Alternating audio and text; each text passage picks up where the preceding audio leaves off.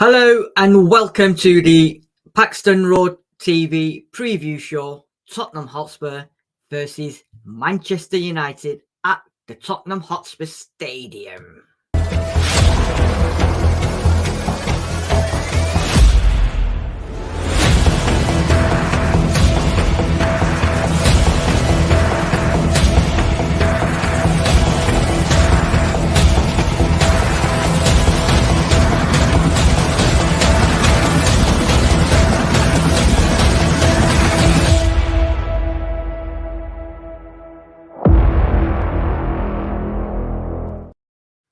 Hello and welcome to the preview show, Tottenham Hotspur, Manchester United. Joining me is the one and only Sam Spurs for Life. And as the title says, to dare is to do. He's dared and he's done it. He's got rid of managers after managers after managers after caretakers after caretakers. And Ryan Mason is in charge tomorrow evening versus Manchester United in the Premier League. Sam, good afternoon. How are you? Good afternoon. I'm all right, thank you. Chilling in the afternoon. Got the old robe on, so you know what I mean. I might actually just do it up a little bit because it's a little bit cooler in here than it was yesterday. I'm good though. So has Daniel Levy sacked Darius and given you the dressing gown now, has he? I've taken control of this dressing gown, man, because caretaker dressing gown. That's what it is, people. Lovely, lovely. Right, so let's get on with the preview show, Tottenham Hotspur versus Manchester United, what has now become pivotal games this season now, because now we're coming to the end of the season, towards the end. Games coming thick and fast. Aston Villa won yesterday, so they've now gone above Spurs. We don't play till tomorrow. And Liverpool are playing tonight. If Liverpool win tonight, Sam, they go above us tonight. So going into tomorrow's game, we could be 7th. And Brighton then play tonight as well. Sorry? Brighton play tonight as well against Brighton play tonight. They can't go above us, but they've got 3 games in hand, I think, over us. So if they win, they will be, and we don't win, they will be 1 point behind us. Yep. And they will still have 3 games in hand. Exactly. Thinking. And then we're going to Anfield on Sunday, which, as you know, we love that ground, don't we? Like not. So tomorrow evening, then, it's a massive game in every respect in terms of the players after that performance against Newcastle United, in terms of fans, because there's going to be a lot of disgruntled fans at the stadium tomorrow, depending on how this game goes. And most importantly, what he should have done when Conte was sacked, Ryan Mason now is in charge for the game tomorrow. We've discussed this anyway. He's doing his press conference sometime. I don't know exactly what time, but I think it might be about 1 o'clock. I'm not too sure. So we'll find out what happens, what he says, what he's got to say, and what the team morale is going to be for tomorrow. So let's have a look at what we're going to be talking about, which is this. Tomorrow, Tottenham Hotspur versus Manchester United at the Tottenham Hotspur Stadium. Okay, so you quickly said something about the table, Sam. Mm-hmm. So this is the table currently as of this morning. Arsenal 75 points, Manchester City 70 points. They go head-to-head today. Newcastle 59 points, 31 games. Manchester United 59 points, 30 games. Aston Villa now are 5th, 33 points, 54 games. Tottenham Hotspur 6th, 32 games, 53 points, 6 points behind Manchester United, who have 2 games in hand over us. And then 31 games, Liverpool, who have 50 points. So, Sam, the table never lies. This game tomorrow now, in terms of what Daniel Levy wants and that 30 million or 50 million or whatever it is in the Champions League pocket, this game is massive, isn't it? In terms of whether we're going to be anywhere near that top 4. Yeah. As it stands, we're looking unlikely to be top four. We are fighting for a Europa position, possibly conference. But more so than anything, Sid, we kind of touched on it yesterday in talking points. Results happen. We can obviously play well, lose. You can play badly, win. What I want to see is a level of effort in terms of the players. We have to see what they've said in that group apology. They are committed. They are caring. They do actually want the fans to be proud of them. I hate to use that phrase because that reminds me of Nuno. But you know what I'm saying? They want us to be on side. If we see any level of what we saw on Sunday against Newcastle, then it will quickly turn in that stadium. And I really think it's really on a knife edge. The players play and they show passion and commitment. I think the fans will stay with them. If we see the same sort of sideways football, no real desire to attack, no pressing, I think they won't stay with them. And I think it'll be a very, very long night. I totally agree with you. It's, in terms of everything tomorrow, it's so massive for Daniel Levy, Ryan Mason, some of them players, team selection, tactics, how they're going to play. It's going to be mad tomorrow. It's going to be absolutely mad. But time will tell. We will find out. Right. So, as I said, they're 6th. Well, we're 6th. They are 4th. Man United have won 18. We've won 16 games. We've drawn 5, same as Man United. We've lost 11. They've lost 7. And then this is the bits that you like talking about. So average goals scored per game, 1.81. Man United, 1.53. Average goals conceded, 1.59 to their 1.23, even though they've got Harry Maguire at the back. Clean sheets, 9. They've kept 14. And the chances created, 1.47 to Tottenham, whereas 2.17 to Manchester United. Now, I'm sure you've been to a lot of Tottenham Man United games, both home and away. I have. Mm-hmm. And they're not dull games. They're always decent games. Yeah. So and the fact is, our record against Man United isn't the best. Recent record's not been too bad. But if you go back to the old Fergie days, it was like, it's 3 points Tottenham. It's only Tottenham, lads. That's sort of, Tottenham. Do you know what I mean? It's that sort of talk. So in terms of the history of this fixture, it's not great for us. What I think we have to look at, if we're looking at this game in isolation, is obviously what's been happening recently. We've just come off the back of a terrible, terrible loss. Also, with regards to that, the result against Bournemouth as well. We can go back a few games. Man United, although they've been playing not so great, are in another cup final, already have won the Carabao Cup. And if I look at their last 3 league games, everybody keeps saying Man United, but they've won their last 3 league games. They've still got Harry Maguire at the back. So as much as we're going to think, we've got a chance, we're at home, we have to play well. And, they don't score a lot of goals, but they had been keeping clean sheets. That's why they got 14 of them. So again, my thoughts are going into this game, because they've got frailties at the back, because they've got injuries, we've got injuries, it really is who wants it more? Who wants it more tomorrow?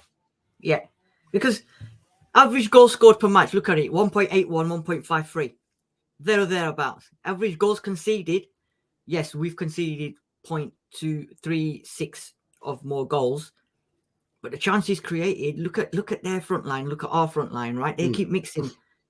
We've got what we had last season, and our front three, everyone keeps going on and on and on about it, but they're creating at least 2 chances per game, whereas we're only doing less than 1.5. But the interesting thing is, I would love to see what the actual chances created at home is compared to away.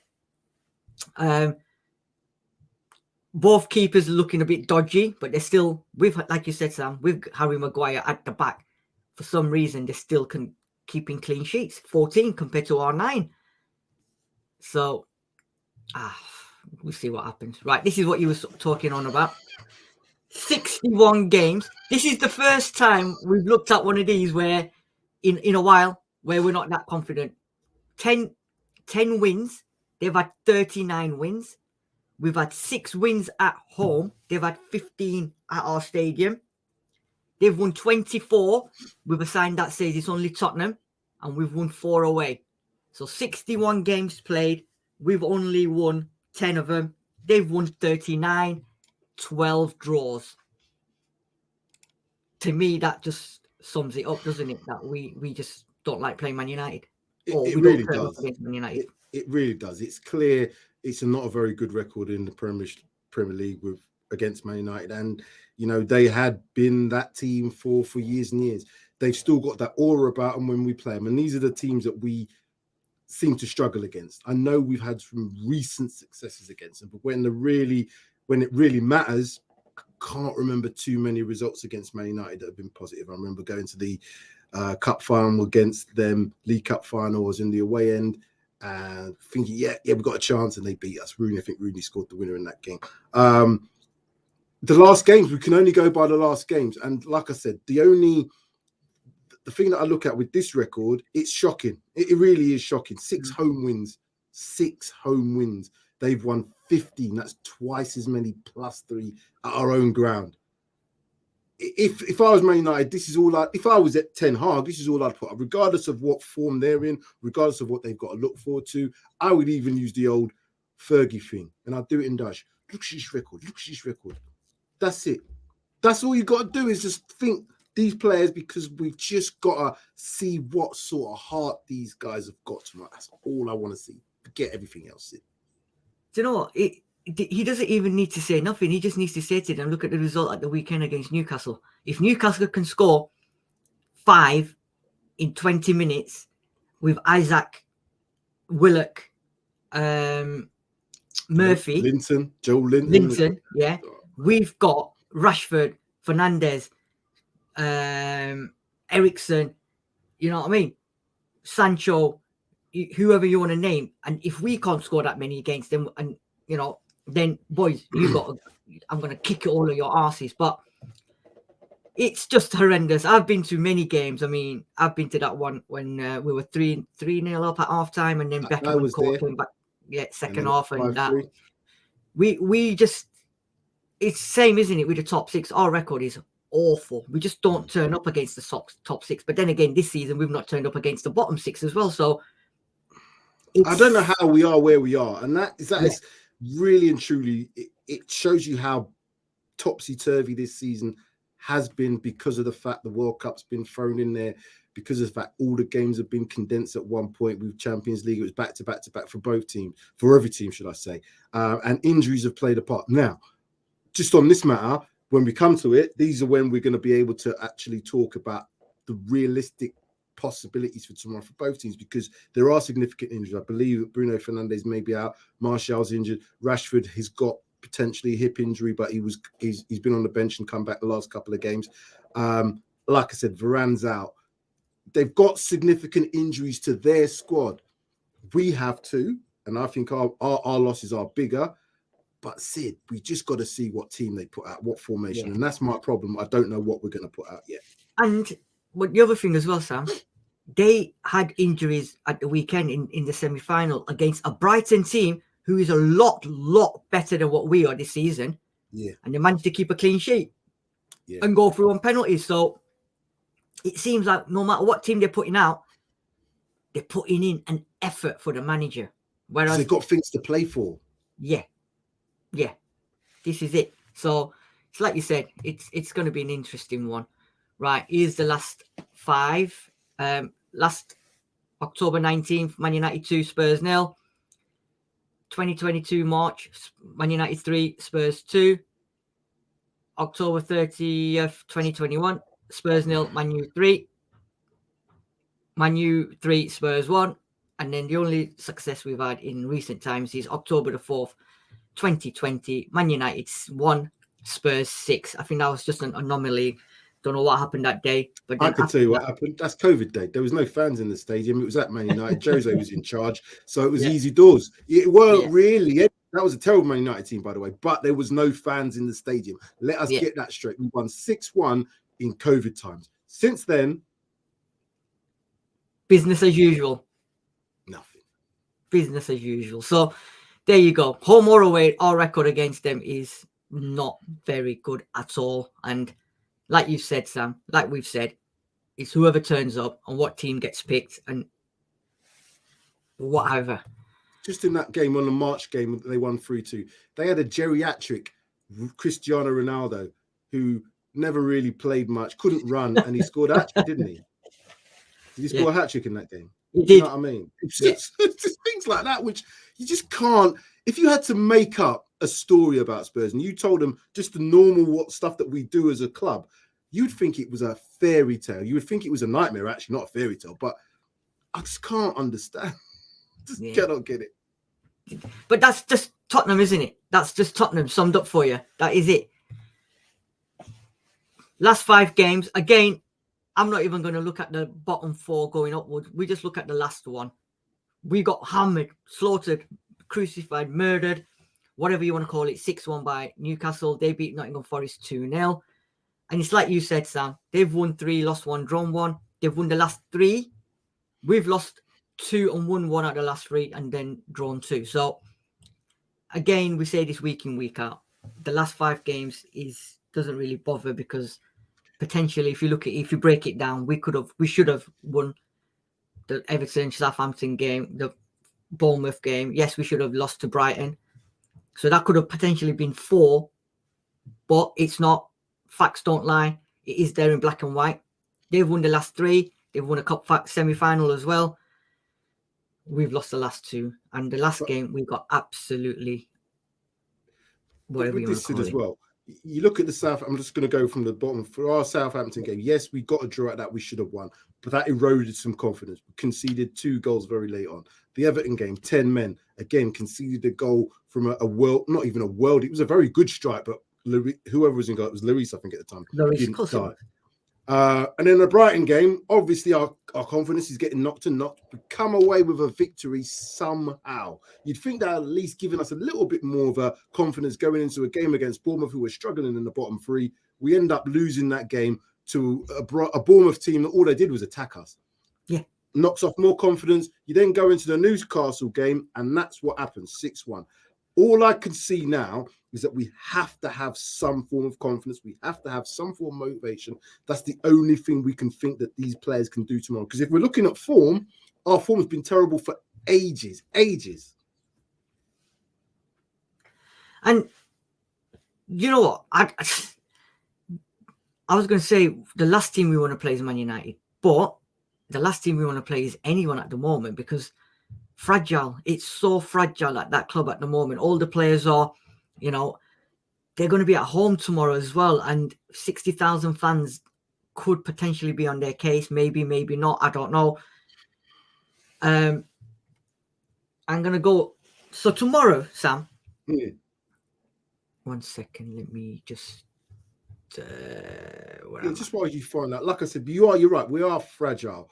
And it is going to be a case of what team turns up, but also we can't even bank on the fact of scoring. I always say score the first goal, get to halftime winning. Usually the stats show that you win the game. We can't even say that because we've been winning at halftime, we've been behind, we've come back, we've lost, we've been in front, we've lost. It doesn't matter now because and this is what I'm saying, the fans can't be confident even with a 2-goal lead with 15 minutes to go. You're still thinking if they concede here, we might not win this game. And this is what's happening. There is no confidence. Fragility. That's the word. So what I was going to say to you is Mason's in charge tomorrow, right? Now, in terms of his tactics, players, stuff like that, what do you reckon his mentality, his ideas going into tomorrow's game now? Is he now going to go into that game thinking, I'm at home, we've just come back from a 6-1 hammering, I've been there as an assistant for Conte, I've been there as an assistant with Stellini, I've seen how they've operated, I've seen what they're doing with the substitutions, I've not been happy. There's been times where we've seen him kicking off with Stellini and Conte. Does he now go in there yesterday, today in training and tomorrow, does he now have his own thoughts, his own tactics, his own formation, his own team? Or is he just going to stick with what he's got? That's a very difficult question. If I go back to what I think Ryan Mason is, he's a 4-2-3-1 type of person. He's a new, fresh coach, so he's going by the book as such. He hasn't got the experience of being elsewhere to be able to say, I can draw on that experience. He's had a little bit of time at Spurs. He's seen what's happened in the background. The good thing about him is that he knows the players. Yeah. He's been there at the club for a very long time. So he knows these players inside out. He knows what they've got. He knows the abilities. He knows the weaknesses. He knows what formations might work best for them. Yeah. I don't know what formation works best for these guys based on the players that we've got. As I go back to, the only thing that Ryan Mason has to be able to do is motivate these players. And the only motivation I would use is think of our fans. Think of what you guys did. You guys who played on Sunday, what you did to our fan base, because we've been a laughing stock this whole week. You know, luckily there's other games coming up that might take the shine off what's been an absolute travesty at Spurs. So his motivation would be, you see all that talk that all these people have been doing about us? You don't win today or you don't perform today, that's going to go all the way through, and it's not going to stop, and it won't stop till the end of the season, and it won't stop then because we've still got a manager to find. So all you guys need, this would be my team talk, all you guys have to do is perform, is to make the effort every single challenge, win the second balls, win the first balls, win the third balls, whatever it is, throw your bodies in the way, do what needs to be done. That's what I want to see tomorrow. So on that basis, right, we're going to the team selection, right? Now, this is what I think, right, he will do. And I'm hoping, he does this, right? I'm hoping he doesn't stick to the players that have been playing week in, week out and letting the club down, letting the fans down, letting the team down, and go with players that he thinks will perform, win the game. So this is my opinion. I don't know if you're going to agree with it. I don't know if people when they watch the show later on will agree to this. But if I'm Ryan Mason now, this is what I'm going to do. It may piss people off. It may not. But first and foremost, I'm bringing him back in goal. He has to play. He has to play. Lloris has got a muscle injury, or he walked out on us. Either way, he can't play tomorrow, can he? No, exactly. And if he does play tomorrow, then that just proves that all the rumours that were said at halftime that he kicked off and he refused to come out, blah, blah, blah. To me, that will just prove that he's faked the injury just not to come out second half, right? But Forster, for me, has to start tomorrow. I don't care. Forster has to start. 100%. Unless Forster's injured, and even if he's injured, Lloris cannot play tomorrow. No. Because if he starts, it's, as you just said, it tells us everything. And then we've already beginning the game in a negative way. We wouldn't recover even if he has a work, because I just can't understand how. Yeah. Forster in goal. I'm going to say no more. Forster in goal.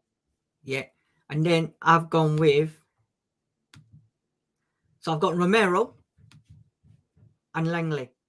Dyer needs to be dropped. I don't care. People say, well, but you know what? This is my formation and this is what I'm thinking, and I'm hoping Ryan does the same. Put Langley and Romero, and then I've gone with Porro unless Emerson Royal is fit. If Emerson Royal is fit, then Emerson Royal is all right back. So I've gone with 4 at the back, by the way, and I'm bringing in Ben Davies. I don't think he's going to go with 4 at the back, Sid. I really don't. I like the team, and like I said, if we had a little bit of confidence, a little bit, I would. But we saw what happened against United with Newcastle. Sam, hear me out on this one. Okay, yeah, I know exactly what you're saying. The reason I've gone with this is his last game in charge when he was interim manager again. This is what he went with. Not these players, but what I'm alluding to, the way I'm going, this is what he's done. Yep. Then once I've done it all, we'll see, we'll discuss. Okay. I'll let you go through the team first, because as I said, go on. Yeah, right. So then I've gone obviously Højbjerg, Skip. So I'm going 2 in the middle, Yeah. With Saw there. Danjuma on the left. Richarlison on the right. And Eriksen up top. This is what... Kane. Sorry, Kane up top. This is what he... In his last game in charge, he went with a 4-2-3-1. Yeah. Now, the reason I've gone with this is because the three in the middle, I don't care which two sits like that, and one plays in front. Maybe Skip will swap with Saw, I'm not too sure. And then you've got Danjuma, Richarlison with Kane up top. Now, the reason I've gone with these two is I was listening to certain radios yesterday and this morning, and what they were saying is about the pressing, right? Son, Kulu, Kane, don't press. Kane will never go pressing because he ain't got the stamina and the speed to do it. Whereas we've seen it with Danjuma and Richarlison that can press. Richarlison will do it all day long on a month of Sundays, right? Danjuma we've seen when he's come on as well. Kulu and Son are not been on form, right?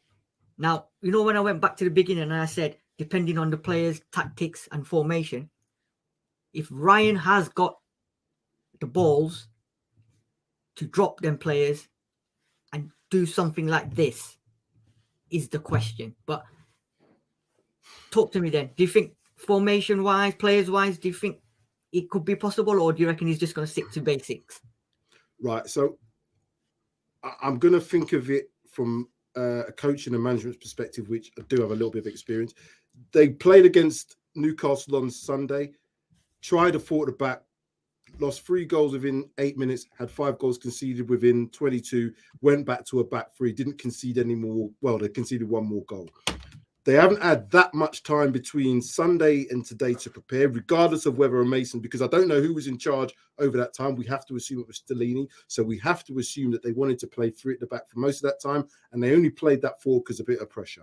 I don't think he's had enough time to probably look at these players and think, who can I trust to play in the back 4? Because I don't trust Romero to play in the back 4. Not because he's not good enough, because I don't think there's anybody else next to him.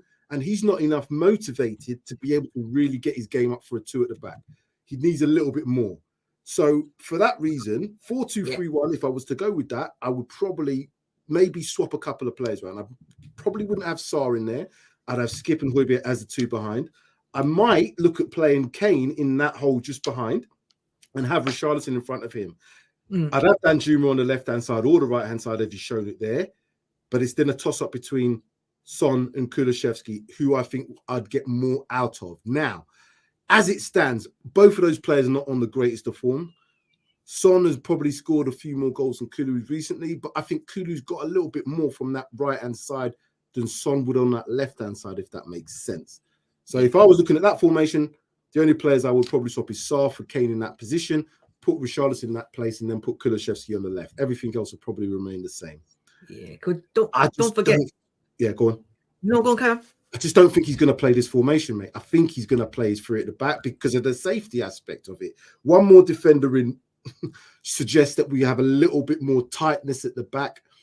We can then decide what we're going to do up front. Could it be a 3-4-1-2? Could it be a 3-4-2-1 and have them closer in and have them really just block up them spaces in midfield, because that's where the game's going to be won and lost, not in them wide areas, because I don't think Man United are great from a fullback perspective in the wide areas, because they've either got Wan-Bissaka or Dalot or Luke Shaw, whoever it is on the other side, and they're not the greatest at the moment. Toss a coin. Yeah, you're 3 at the back then. That would be Romero, Langley and Dyer, right? I'm not sure about Dyer. This is the problem. I would put, and this is going to sound really, really, really weird. No, it's not. Actually, I'll take it back. So I was thinking of Sanchez, mate. But no, I put Longley as that centre back. I'd have Romero and I have Davis as the left centre back. And on the left-hand side, I'd go back to having Perisic, and on the right-hand side, Porro. Yeah. That's so more balanced for me. Wing backs kind of thing. Yeah, it has to be wing back. Dyer has... Yeah. Do you know what? I agree with you. If, you know, I mean, I've just gone on this basis because the last game he managed, he played this 4-2-3-1 formation. But when I was doing this, I was contemplating on putting Richarlison where you said up top where Kane is, Kane where Sarr is. Mhm. I was thinking that, because then that way you got Kane to supply. Exactly. You don't need to do any pressing. He can pick up the ball and do what he is very good at. And Richarlison, Danjuma, potentially Kulu or Son can do all the running. But it's an interesting one. I just wanted to, I was just playing. I was just in angry mode, and I thought, right, let me see. Because What I will say is there's definitely one player that will guarantee to start, and that's the goalkeeper. If I see, I don't care who else, but if I see Hugo Lloris in goal, I'm not watching the game. And that means even if I go to the game, I'll have to leave. I'll have to leave, Sid. Yeah. It's because, do you know what? That will just prove that they're taking the piss. Well, they're taking the piss out of the club and Spurs and the fans. If he's gone off at half time and then he's decided now all of a sudden he's got a whatever injury, right? And then the rumors you've heard and everything, and then he turns up tomorrow and he wants to play tomorrow, I will not be happy. I totally agree with you. I will not be happy. You're our captain. You're supposed to lead by example, and you're doing what you've done. Then I'm sorry, he cannot play. And Forster for me should be. I don't care. Forster should be in that goal, and I seriously hope Ryan's not looking at best mates rates and stuff like that. And I hope he actually goes with judging the performances last week, looking at other players and looking at how they've performed in other games. Because it's not the first time Lloris is, made mistakes and stuff like that. So let's see what happens. Right. I don't like this bit because I don't like this. I used to like this bit. I don't like this bit anymore. I just don't like it anymore. What's your score prediction, mate? What's your score prediction? Go on. Okay. I'll give a brief synopsis of the game. I think it's going to be a game littered with mistakes. I think it's going to be a game where both teams are a bit fragile on confidence. Man United, because they've got players at the back there that I don't think they trust. I don't think the manager trusts. And because of that, they're going to be under pressure. We're obviously under pressure because we have to perform. And we're at home and our fans expect. So there's going to be mistakes in there. I can see goals in there. I can see us scoring. I can see them scoring. At this moment in time, I cannot see us winning. And as I said to you before, when I give a draw, that's as good as a loss, in my opinion. But 2-2, I can see 2-2 and us just managing to be able to get a point out of this. And then going into the Anfield game, who knows? It depends on what Liverpool do tonight as well in their game. But we are under pressure, and I think 2-2, mate. Kane, and I'm going to go with Richarlison. He ain't scored, has he? So he's got to score at some point. Is that an offside goal? It's not a headed one, put it that way. It's not a bloody headed one because he can't bloody head. Yeah. Do you know what? Honestly, I've given up now on predictions because we're always going with our heart. We're not going with our heads. I know. And if it's anything to go by, it's a massive game tomorrow. And I just can't see them turning up. Honestly, as much as, it's a new interim manager. Let's see what happens. Fresh tactics, fresh players. I don't know. It's still the mentality and the fragileness is still there with these lot. So, and then Man United have just won a semi-final. They've just got into the cup final. Like you said, they've got players injured, but again, it doesn't matter with them because they played Luke Shaw as a centre-back on Sunday and they didn't concede a goal. Yeah. So they can bring in players and they're doing a job for them. And that's the problem. I will say this one thing, though. If they bring in Luke Shaw and Harry Maguire, if they played them at centre-back, and that could be the possibility to play centre-back tomorrow for Man United, because that's Harry Maguire and Luke Shaw played against Brighton as a centre-back pairing, was it? I don't think it was Maguire. Oh, did he not play? So I didn't even watch their game. Okay. No, so I don't think Maguire played. I'll just double check. But you carry on. That'll be interesting. The reason I'm saying that is because if they do decide to play, let's say, an inexperienced back four or an inexperienced back two, as in they haven't really played much together, or they play Harry Maguire and alongside somebody else, let's say is Luke Shaw. They've got three players in that area, De Gea, Maguire, and Luke Shaw, who are not full of confidence. You don't want to be playing Harry Kane. Harry Kane is a world-class striker. Let's not get it twisted in terms of goal scoring. So I would expect they will be under pressure because of that. Brighton don't have a Harry Kane. You know, they are a very good team, but they don't. That's why they didn't beat us, because they ain't got a Harry Kane. So if we can get in and around them and we can get opportunities for them to make mistakes, I think they will, and I think we'll capitalize on them. But I just can't trust these lot at the back. They played Lindelof and Luke Shaw. Maguire wasn't even in the squad. There you go. That shows me that they don't trust Maguire, because he wasn't injured as far as I'm aware. Yeah. And Lindelof and Luke Shaw, with the best one in the world, do not want to be facing Harry Kane tomorrow. No. But saying that, Dyer, if he plays, I hope he doesn't, but Longley and whoever else don't want to be facing a possibility of a Marcus Rashford who might be floating in from the left. Porro, if he's playing against Marcus Rashford, is going to be a nightmare because he can't defend as well. Yeah. Flip that coin, mate. Flip that coin. It is. My prediction, it just depends on the teams. Honestly, it depends on the teams, who they play, who we play. But I think, I don't know. Either way, I think it's going to be something like 3-2. Now, it could be 3-2 to Spurs or it could be 3-2 to Man United. It just depends on the teams. But one thing I will say tomorrow is Harry Kane's auditioning again for Man United, isn't it? Because that's what they're saying. That it's looking that way. Apparently, Ten Hag is now really interested in Kane as a potential summer transfer. So it could be his audition. Not that he needs to audition, but let's see what happens. So yeah, I think either way. I know we're going to finish soon, and I know that that's good because we've probably done a little bit more than we should. But on that Harry Kane thing, I've now thought about it a lot more. It would make sense for Man United, regardless of whether Kane's got 1 year left on his contract. And people say if he's got a year left, why would they spend the money? Now, if they get him in this season, he's there for this season, for next season, should I say. Yeah. And he will score the goals. And then he's there, obviously, because he's bedded in. If they wait till next year, they've got to go through that process again. So they wouldn't mind paying 100 million. I don't think it's a proper investment if they put 100 million in, because effectively they could get that back if they get the Champions League, because they've got Champions League money, and they get in the Champions League again. So it's a win-win for them. So I'm scared now, even though I said he don't think he'd walk until next year. If Man United put in 100, possibly that sort of money. This is it, because you're guaranteed goals. He'll be, with him, you're guaranteed goals. And that's what they're lacking at the moment. Somebody who can guarantee. I was having this discussion with a few Man United fans yesterday, and they were like, 100 million though.